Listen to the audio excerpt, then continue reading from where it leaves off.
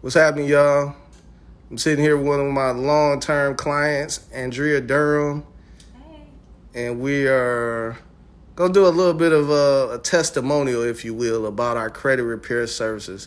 How you doing today, Andrea? I'm good. How are you? I'm doing fantastic. So I want to ask you, how did your credit get jacked up? I mean, be honest, be candid. Inquiring minds want to know, how did it get messed up? I gotta go way back to my college days when they were giving away free t-shirts for a credit card. I got a couple of those t-shirts for a credit card, and I was thinking, man, I can go to the store and get anything I want, and I don't even have to pay for it. But not knowing what I know now, that was the worst thing I could have ever done. Getting gym shoes, outfits to go to parties, just nonsense. Back then I was 18, 19, just buying nonsense with a credit card and thinking I didn't have to pay it. Not only that, life started happening. Get cars and stuff, and at the time, you're thinking you can pay for it, but you really can't afford it. So getting cars and not being able to pay for them on time, getting cars repossessed, is just not knowing what credit actually meant back then. I think that's how my credit got messed up. So Laura Hill had an album called The Miseducation, right? So would you say you just really wasn't educated about credit to even know how to properly use it? It wasn't like you were doing it on purpose. You just didn't know. No, actually, honestly, I did not know. I just actually learned the value of credit about maybe 10 years ago. And that's sad. But I want to say, I just learned about credit about 10 years ago. And then when I really learned about how valuable credit was about 10 years ago, I'm trying to scramble and try to see what can I do to get it fixed or to get stuff taken off my credit. But then, life starts happening. You get divorced, have kids, stuff just starts happening. And you just forget about it because it's not a topic that everybody wants to talk about, that they got bad credit. No one wants to talk about that because it's embarrassing. Yeah. It is. It's a shame, right? A person can have a cure for cancer, but to tell someone that you have it, you have to admit that you someone who had cancer before, and that's something that a lot of people don't want to do for the fear, embarrassment, or the fear of what people gonna think, not the fact that they're a cancer survivor, right? But just the fact that they had it, right? So we talk about credit repair. We talk about we got to charge a fee for service, right? I've had clients that say, well, why would I pay X number of dollars to you for credit repair when I owe less than that on my credit? And I tell them, I say, well, you could take the money and pay off those delinquent credit accounts. However, the delinquent credit payment history still reflects on your credit. And that's what really affects your credit score. Meaning, Andrea, if I owe you $1,000 and I say I'm going to pay you back in a week and it takes me 6 months to pay you, if Joe asks you, well, Jabbar asked me some money, to borrow some money, have you ever loaned some money? You say, yeah, I did loan him some money. He paid me back, but it took him like 6 months longer than what he said he was going to do.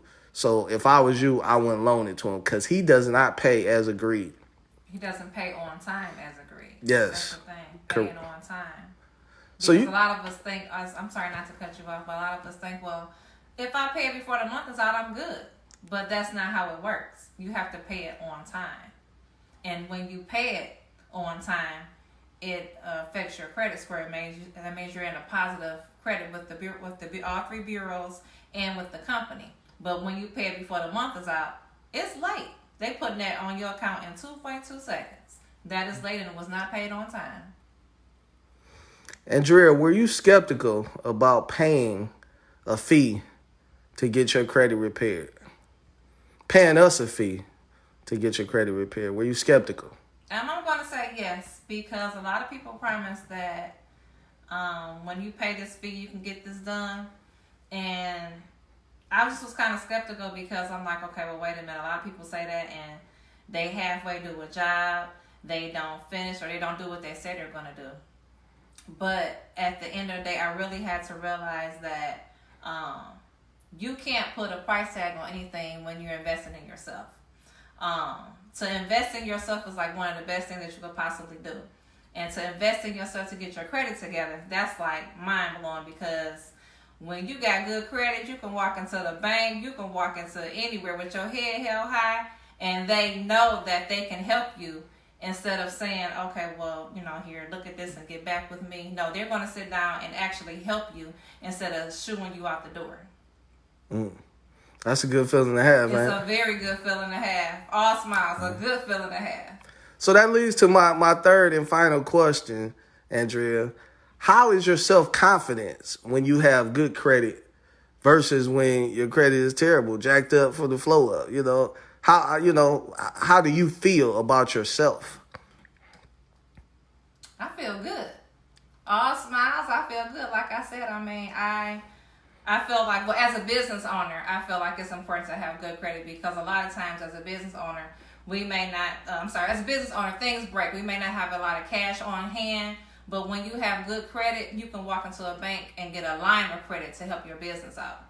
And having a line of credit to help your business out is like the best thing since sliced bread. You may need a roof. Things happen. Like, for instance, I had some issues that were going on my property. And I knew that since my credit was good, I can walk into the bank and get a line of credit. And because I didn't have the cash on hand, but I can walk into the bank and get a line of credit, and I can get everything that I had to get taken care of in my property. So I feel really good, and I feel actually more confident about myself. So yeah, it's good. I'm all smiles, all smiles. That's what's up. Would you recommend Jabari Long Cash Flow Detroit services for anybody who's looking to get in a better position with regards to their credit report and credit score? Yes, I would, because Jabari's a stand-up guy, and he says what he says he's going to do, he actually does it. That's the difference between a lot of these people. They say they're going to do stuff and they promise you things, and they don't do it. You got to call them 50 million times. Then they start ghosting you. They send you the voicemail. But if Jabari says that he's going to do something, he is going to take care of his business. He's always been like that. He's always been a stand-up guy. So yes, I would recommend Jabari and Cash Flow Detroit. All right, thanks a lot for your time, Andrea, and to the internet world, Facebook, YouTube, IG. This is what we do. You heard it here first from one of our trusted clients. What's your scores now, Andrea? Just what's my scores? Oh man, I'm sitting on the top of the world. I got like a 796. A 759, and I want to say a 736. So I'm all in the sevens. Yeah. My credit score is thebomb.com. You know, when people got good credit, they don't have no problem with yelling out their scores. Right. When they credit ain't good, they say, well, I don't know.